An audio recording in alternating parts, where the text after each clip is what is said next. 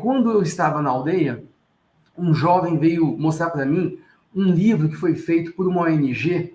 O que eles fizeram? Eles pegaram vários jovens e anotaram mitos da cultura e colocaram esses jovens para fazer ilustrações para cada mito. E ele estava ali me mostrando o livro, passando, né? E de repente ele para num dos desenhos, aponta o dedo e olha para mim dizendo: professor, este aqui é o Jesus dos brancos. Eu falei, uau, mas que coisa inesperada. Ele não tinha falado nada. Ele não tinha falado do Evangelho, não tinha falado de Jesus, não tinha falado nada. Então, para mim foi uma surpresa. Deixei ele continuar a mostrar o livro para mim. Chegou no final, eu pedi, deixa eu dar uma olhadinha no livro, para poder ler com mais calma, aprender da cultura de vocês, tal. Ele foi e me emprestou. Aí eu peguei o livro, fui ler as histórias, procurando qual era aquele desenho que ele apontou, onde ele reconheceu naquele desenho, porque eram desenhos indígenas, tá? Que ilustravam os mitos indígenas. Então, quem que ele estava ali reconhecendo como Jesus? O Jesus dos brancos. Quando eu cheguei nessa história, eu vi que era um desses indígenas que eu contei a história para vocês. Lembra do Sol e da Lua? Os dois irmãos? Então, era o Sol.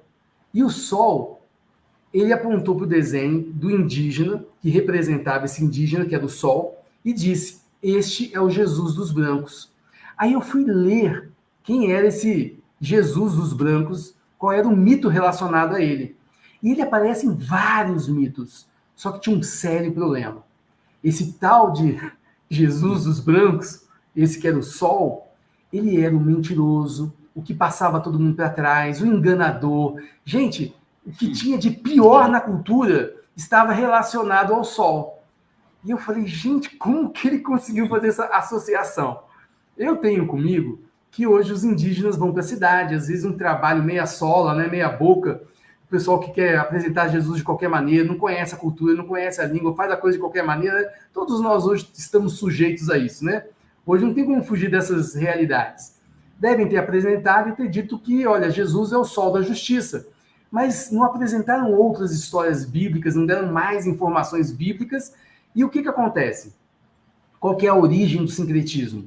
Se você não me dá todas as informações que eu preciso para eu entender quem é Jesus, isto é, todas as informações bíblicas para eu entender quem é Jesus, eu vou juntar, já que você não me deu as informações, vou pegar as informações da minha cultura, que eu tenho na minha cabeça, o meu repertório, e vou juntar para tentar entender, porque sair sem entender eu não saio. Né? Deus nos criou para dar sentido às coisas. Então, se eu não estou entendendo, algum sentido eu vou dar. Então, se Jesus é o sol da justiça e se nas minhas histórias eu tenho o sol, então esse indígena, o sol, é Jesus.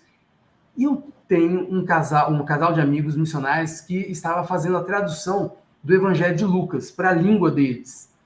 E toda vez que aparecia o nome de Jesus na tradução, era para ele dizer, o indígena que estava ajudando esse casal a fazer a tradução, falar Jesusa, que é a transliteração para as regras da língua do nome Jesus.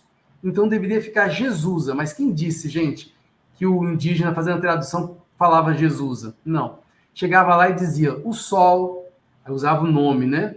O sol. E toda vez o sol, o sol. E o casal de missionários falava assim, não, você não precisa dizer o sol. Você pode dizer Jesusa. Não adianta. O negócio estava tão enraizado culturalmente que toda vez... Aí, ó, eles fizeram a tradução. Capítulo 1, 2, 3, 10 de Lucas e nada. Tudo sol, sol. E estavam com um problema, então, na mão. O que eles resolveram fazer? Não, vamos parar aqui, vamos começar a traduzir Gênesis, Êxodo. Aí eles traduziram Gênesis, Êxodo, e fizeram também uma tradução de Jonas, fizeram tradução de alguns salmos, de alguns textos de Isaías que falavam sobre Jesus, que explicavam a pessoa de Jesus.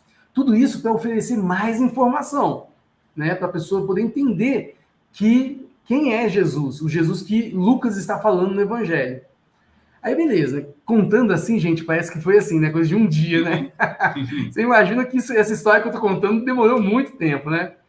Aí, o que acontece? Voltaram para Lucas, para continuar a tradução. Agora que o indígena, né, que estava ajudando, tinha muita informação, mas não adiantou. Eles começaram para fazer a revisão de Lucas. E não adiantou. Toda vez o sol, o sol.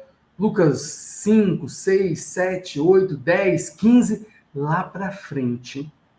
Veja como que são as coisas. Lá para frente, de repente, esse indígena parou e disse para eles: calma aí. Então, o sol não pode ser Jesus. Jesus não pode ser o sol. O sol é o diabo. Isto é, eles não falaram nada, porque a ideia era só fazer a tradução do evangelho. Em algum momento, ele percebeu que o mentiroso, o enganador, era outro. Se você tinha que associar alguma coisa, não era jamais o sol a Jesus. A partir daí, ele começou a usar para Jesus o nome Jesusa. Nunca mais atribuiu o sol. Então, veja, a gente precisa entender o momento em que se encontra, né, o nosso público, e isso é muito Paulo, né, gente? Porque lá em Atos dos Apóstolos tem 3 discursos, pelo menos, de Paulo, que Paulo adequa a comunicação do evangelho de acordo com o público. Quando ele prega só para judeus, ele conta a história começando de um ponto e levando de uma maneira. Quando era um grupo misto de judeus e gentios convertidos, aí ele começa de um ponto e leva. E quando ele está lá só falando para gentios em Atenas, ele começa a história de uma outra maneira.